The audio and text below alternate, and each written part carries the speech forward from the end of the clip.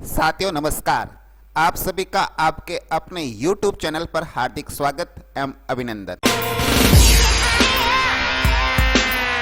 Students, today we are going to take information about unseen passage। आज इस video के अंतर्गत unseen passage जो माध्यमिक शिक्षा बोर्ड अजमेर के द्वारा जो कक्षा 10 का प्रश्न पत्र होता है उसका पहला सेक्शन यानी ए सेक्शन, उसके अंतर्गत दो पैसेज आते हैं।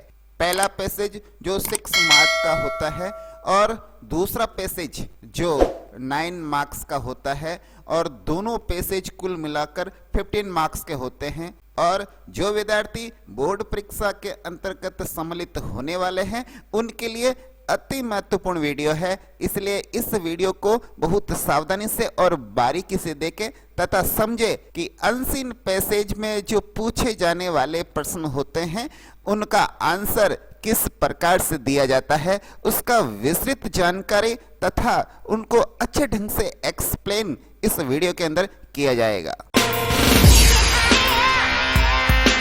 वीडियो में आगे बढ़ने से पहले एक इंफॉर्मेशन, राजस्थान स्कूल शिक्षा परिषद, स्कूल शिक्षा विभाग राजस्थान सरकार द्वारा एक मॉडल पेपर यानी क्वेश्चन बैंक जारी किया गया है जो साला दर्पण के ऊपर आपको मिल जाएगा। वहां से आप डाउनलोड कर सकते हैं साला दर्पण के होम पेज से, और इसके अंतर्गत बहुत सारे अनसीन पैसेज हमें दिए गए हैं बच्चों के तैयारी के लिए। ये मॉडल पेपर शिक्षा विभाग राजस्थान सरकार द्वारा जारी है, तो इस प्रकार ये एक ऑथेंटिक भी है कि किस प्रकार के प्रश्न मेन एग्जाम यानी जो बोर्ड एग्जाम 2024 होने वाला है उसके अंतर्गत आने वाला है। अब इसके अंतर्गत जो सेक्शन ए है ये रीडिंग सेक्शन कहलाएगा, और प्रथम जो अनसीन पैसेज रहेगा वो 100 वर्ड्स यानी 100 शब्दों का रहेगा। इसके अंतर्गत 6 क्वेश्चन पूछे जाएंगे और सारे क्वेश्चन ऑब्जेक्टिव टाइप होंगे, यानी इसके अंदर ऑप्शन होंगे ए बी सी और डी, उसमें से आपको आंसर पैसेज में से पढ़कर उस प्रश्न का उत्तर देना है। और जो सेकंड आपका अनसीन पैसेज रहेगा बोर्ड एग्जाम 2024 के अंतर्गत वो 250 वर्ड्स यानी 250 शब्दों का एक अनसीन पैसेज आएगा, और उस पैसेज को पढ़कर उसके नीचे दिए गए कुल 9 क्वेश्चन रहेंगे, उन 9 क्वेश्चन का आंसर देना है, और सारे प्रश्न एक मार्क्स कैरी करेगा, यानी कुल मिला के आपको 9 अंक मिलने वाले हैं इस पैसेज से। दोनों पैसेज मिलाकर 9 + 6 = 15, यानी कुल मिलाकर 9 और 6 15 अंक का ये ए सेक्शन रहेगा, और उसके अंदर 2 अनसीन पैसेज रहेंगे। आपके पास जैसे ही बोर्ड परीक्षा का प्रश्न पत्र आएगा, आप निर्देश पढ़ने के बाद सबसे पहले आपका जो सामना होगा आप फेस करेंगे वो सेक्शन ए रीडिंग सेक्शन रहेगा, और इसके अंतर्गत जो पहला क्वेश्चन रहेगा वो 6 मार्क्स का, और सारे प्रश्न ऑब्जेक्टिव टाइप रहेंगे, यानी आपको इसमें से चॉइस करके ए बी सी डी में से जो आंसर सही है वो फिल करना है। और सेकंड जो पैसेज रहेगा वो 9 मार्क्स का रहेगा, और इसके अंदर कुल 9 क्वेश्चन ही रहेंगे, और ये सारे क्वेश्चन आपको अनिवार्य रूप से अटेम्प्ट करने हैं। अब हम बात कर लेते हैं कि एग्जाम के अंतर्गत आने वाले अनसीन पैसेज का आंसर देने से पहले हमें किन किन बातों का ध्यान रखना है। How to attempt unseen passage and these questions we must follow these rules। उसके लिए हमें सबसे पहले जो ध्यान रखना है, पैसेज को एक नहीं 2 बार उसको बड़ी सावधानी से ध्यानपूर्वक पढ़ना है, और दूसरी बात प्रत्येक क्वेश्चन को ध्यानपूर्वक पढ़ना है, बड़ी सावधानी से सारे क्वेश्चन को पढ़ना है। फिर पुनः पैसेज को ध्यानपूर्वक पढ़ने के साथ साथ जिन प्रश्नों के उत्तर आसानी से मिल जाते हैं उनको आप माइंड में सेट करते जाना है। किसी भी पर्सन के आंसर को आप देखते ही पेपर के अंदर अंडरलाइन नहीं करेंगे, क्योंकि ये बोर्ड परीक्षा के नियमों के अनुसार पेपर के ऊपर रोल नंबर के अलावा कुछ नहीं लिख सकते हैं। और जैसे आप किसी प्रश्न का उत्तर आपको मिल गया और आप जल्दबाजी में अंडरलाइन कर देते हैं तो ये बोर्ड नियमों के अंतर्गत एक नकल का केस बन जाता है, इसका बड़ी सावधानी से ध्यान रखेंगे, प्रश्न पत्र पर कहीं पर भी अंडरलाइन नहीं करेंगे। तो फिर अंडरलाइन करनी कहाँ है? अंडरलाइन आपके माइंड के अंदर करनी है, दिमाग के अंदर करनी है। अगला बिंदु, पैसेज में या क्वेश्चन में कुछ कठिन शब्द आ सकते हैं जिनका अर्थ आपको नहीं आता है, तो घबराने की जरूरत नहीं है, बल्कि कठिन शब्द जिस वाक्य या प्रश्न में आ रहा है तो आप पूरे वाक्य को, पूरे सेंटेंस को पढ़े और उसका अनुमानित भाव या उसका अर्थ या उसका मीनिंग निकाले और इस आधार पर आप कठिन शब्द को भी समझने का प्रयास करें, आप समझ जाएंगे। कहते हैं ना कि कोशिश करने वालों की हार नहीं होती है। अगले बिंदु यानी पांचवा बिंदु है, उस पे गौर फरमाइए। क्वेश्चन जिस टेंस में है, आंसर भी उसी टेंस में देना है। अगला बिंदु, उत्तर यानी हमारा जो आंसर है, आंसर कैसे होना चाहिए? टू द पॉइंट होना चाहिए, करेक्ट इंग्लिश में होना चाहिए। इस प्रकार के ध्यान हमें रखना पड़ेगा। We have this type knowledge and understanding. अब हमें ध्यान ये करना है कि पैसेज के अंतर्गत किस प्रकार के क्वेश्चन पूछे जा सकते हैं और किस प्रकार के क्वेश्चन वर्ड्स होते हैं जिससे वो क्वेश्चन आरंभ होता है। यानी जो स्टार्टिंग क्वेश्चन वर्ड होते हैं वो किस प्रकार के होते हैं, उसका क्या सेंस होता है, उसका क्या आशय होता है, उनका आंसर कैसे देना है, वो देख लेते हैं। सबसे पहले वर्ड लिखा है, उसका मीनिंग आगे अर्थ लिखा है, उस पर्सन हमसे क्या पूछ रहा है और हम उसका क्या आंसर देने वाले हैं, ये आशय बताया गया है। सबसे पहले जो वर्ड है वो हु, WHO, हु। इसका अर्थ होता है कौन, किसने और किन्होंने, ये हिंदी में मीनिंग होता है। अब ये पर्सन हमें क्या पूछने वाला है, हमें क्या आंसर देना है, व्यक्ति के बारे में सूचना पूछ रहा है, यानी उसके अंदर हमें पर्सन यानी जो सब्जेक्ट है वो नहीं है, उसके बारे में पूछा गया है, उसका आंसर हमें पैसेज में से ढूंढ के देना होता है।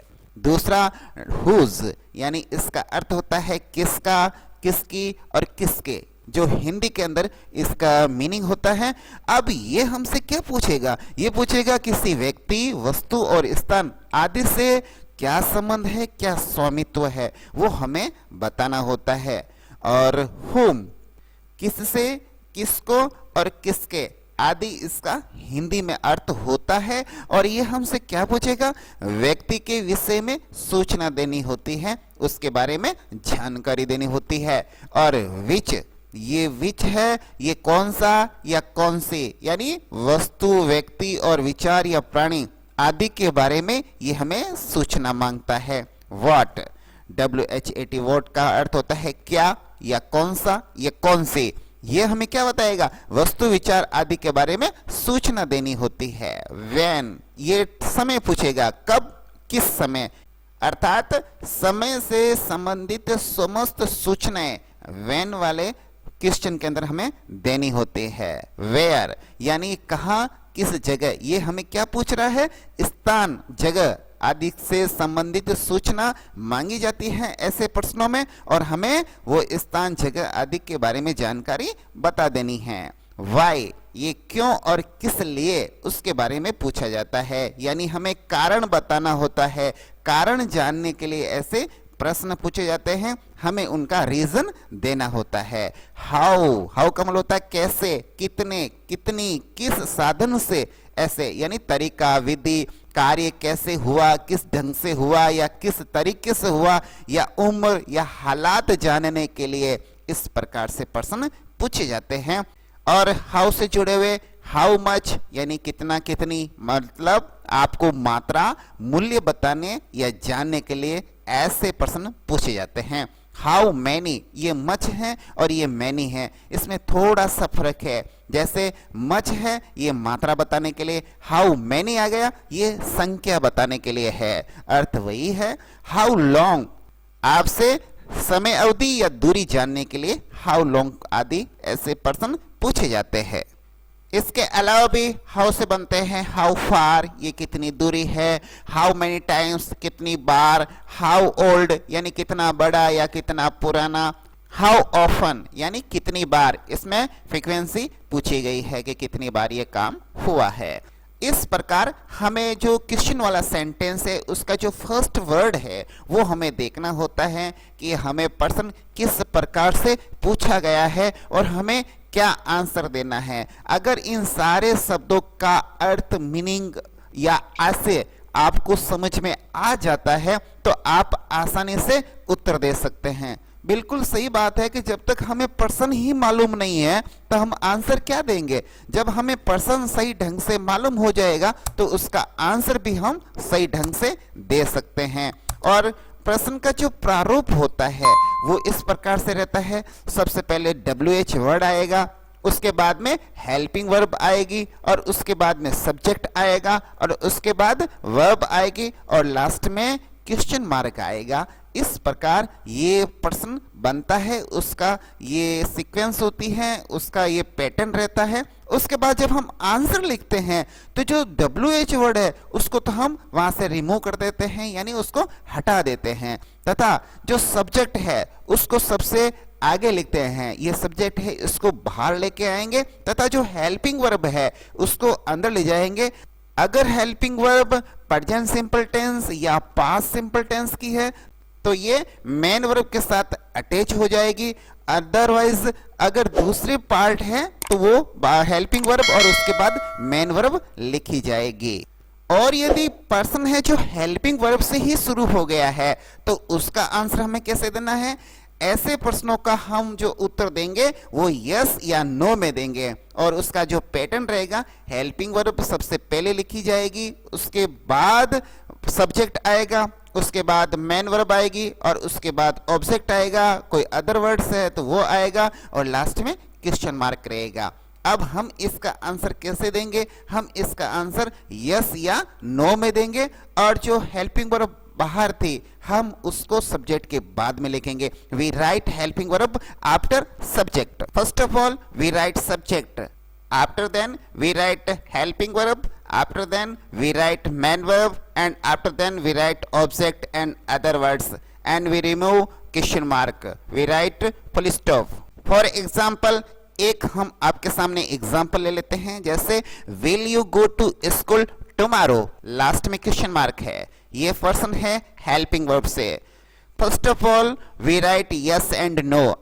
सबसे पहले तो हम क्या लिखेंगे, यस या नो। अगर आप यस में आंसर दे रहे हैं तो आप यस लिखेंगे।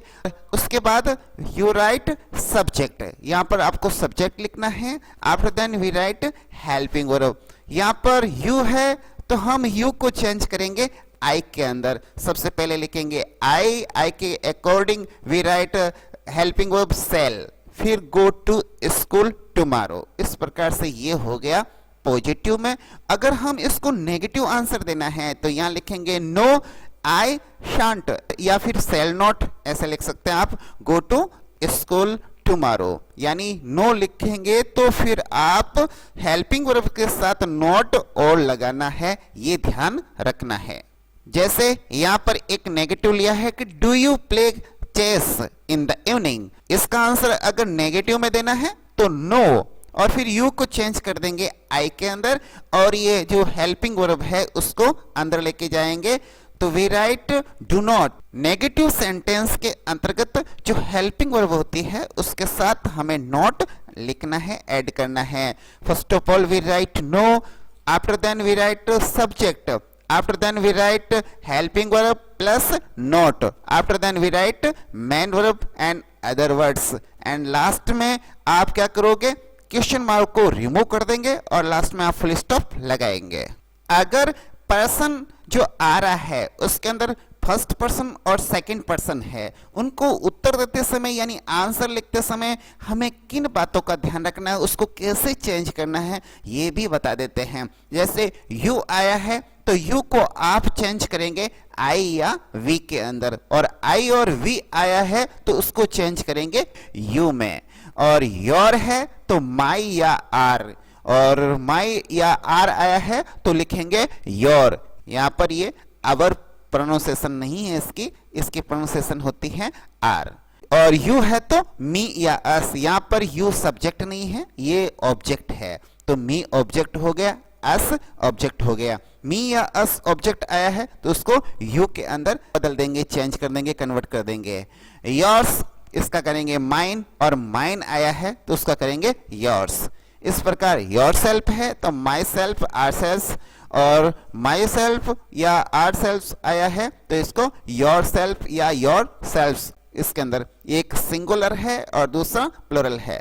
एक बात का और ध्यान रखें, आंसर लिखते समय वर्ड लिमिट क्रॉस नहीं करें। पर्सन को ध्यानपूर्वक पढ़े, वो सटीक उत्तर दे। पर्सन में जो नहीं पूछा गया है उसका जिक्र उत्तर में नहीं करे, यानी उसको नहीं बताए। यानी आपको फालतू में कोई अनसंट गलत उत्तर नहीं देना है, सटीक आंसर लिखना है। जितने शब्दों में, जितने वर्ड्स लिमिट में आपसे आंसर पूछा गया है उतने वर्ड्स में ही आंसर देना है।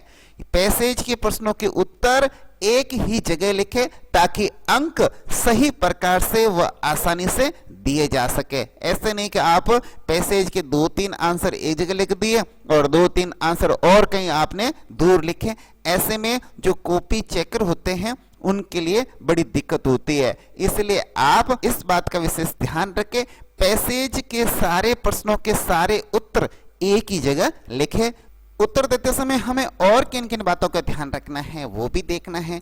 यदि पर्सन में डज सही क्रिया हो और उत्तर साधारण वाक्य यानी अफर्मेटिव सेंटेंस में देना है तो वर्ब की फर्स्ट फॉर्म के साथ हमें एस या ईएस का प्रयोग डेफिनेट रूप से करना है। अंदर डज आया है उसको रिमूव कर देना है। जैसे where does she go daily, तो अब इसका आंसर लिखेंगे। सबसे पहले हम WH वर्ड को रिमूव कर देंगे, उसके बाद जो सब्जेक्ट है वो सबसे पहले लिखेंगे, वी राइट सब्जेक्ट, और after then we write main verb, और जो ये डज है इसको हम इस मैन वर्ब के साथ जोड़ देंगे, अटैच कर देंगे। अब इस गो को हमने कर दिया गोज टू स्कूल डेली। फिर ये क्वेश्चन मार्क है, इसको रिमूव करना है, यहाँ पर क्या करना है, फुल स्टॉप लगाना है। इस प्रकार ये एक साधारण सा वाक्य बन चुका है।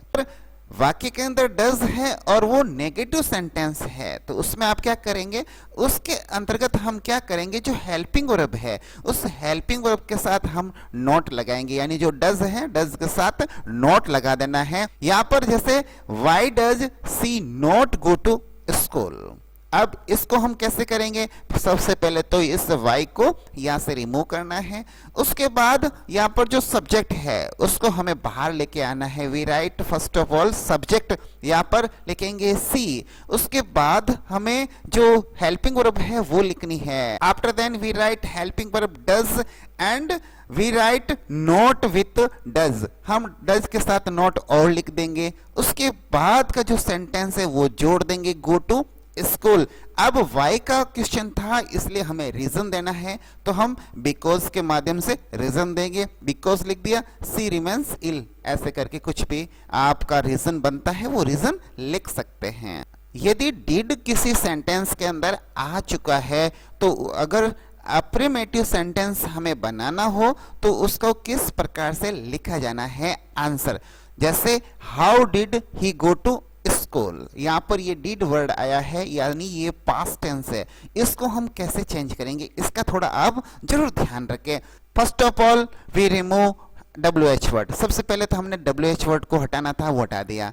आफ्टर देन उसके बाद हमारा क्या काम रहेगा, we write subject, after then we write main verb with helping verb, यानी मैन वर्ब और हेल्पिंग वर्ब दोनों को ऐड कर देना है।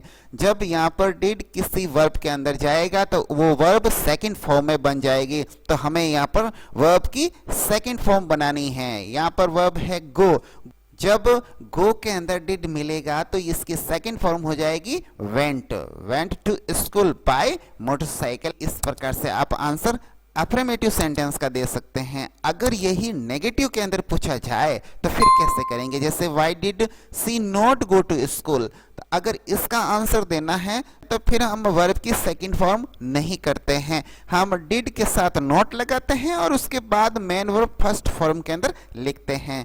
अब ऐसे सेंटेंस का आंसर देंगे तो सबसे पहले तो हमने WH वर्ड हटाना है, हमें सब्जेक्ट सबसे पहले लिखना है, उसके बाद में डिड के साथ नोट लगाना है, उसके बाद में वर्ब की फर्स्ट फॉर्म करनी है और बाकी जो सेंटेंस है वो सेंटेंस लिख देना है।